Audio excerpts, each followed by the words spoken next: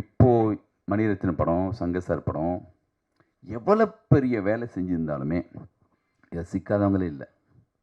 எல்லாருடைய மரியாதையையும் ஒன்றும் இல்லாமல் ஆக்கணும், இன்னும் இன்னும் இன்னும் பெரிய வார்த்தைகளை பயன்படுத்தணும் அப்படின்னு நினைக்கிறாங்க. இந்த நெகட்டிவிட்டி வந்து தயவு செஞ்சு சினிமா இருந்தால் தான் நம்ம எல்லோரும் இருக்க முடியும். ஒரு எஸ்பிலிம்ஸ் சங்கர் சார் இருக்கும்போது அவ்வளோ நியூ டேரக்டர்ஸ் இன்ட்ரடியூஸ் பண்ணார். திருப்பதி பேஸ் இருந்தால் தான் ஒரு கோலி சோடா, வழக்கேன் சந்த மாதிரி படங்கள் வரும்.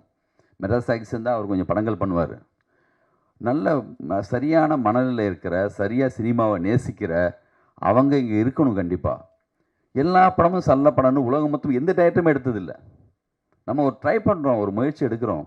நல்ல படம் எடுக்கக்கூடாதுன்னு நினச்சி யாரும் எடுப்போமா? இந்த வேலையை மட்டும் ஸ்கிரிப்டு சொல்லாமல் காசுக்காகவோ பணத்துக்காகவோ ஒரு நிமிஷம் கூட, ஒரு ஷாட் கூட யாராலையும் எடுக்கவே முடியாதுங்க. நாங்களே ஏமாந்துடுறோங்க. உங்களை ஏமாத்துறதுக்காக நாங்கள் படம் எடுக்கிறது இல்லை. ஒரு டயத்துக்கு பிறகு எனக்கே படம் போட்டு பார்க்கும்போது தெரியும். அதனால் வந்து என்னென்னா, நம்ம கையில் அது இல்லை. அது ஒரு மேஜிக். அது அமைஞ்சு அப்படியெல்லாம் வரணும். அப்படி வர்ற படங்கள் வந்து 100% போயிடுது. இந்த மாதிரி சில படங்கள் வந்து அப்படி ஆகுது. பார்க்கலாம். இந்த வாட்டி ரிலீஸ் பண்ணுறோம்ல, இது ஒரு அனுபவம். இது வெற்றி தோல்வியெல்லாம் தாண்டி அந்த நான் சொன்ன அந்த லிஸ்ட்டில் இருக்கிற அவங்களுக்காக அந்த படம்.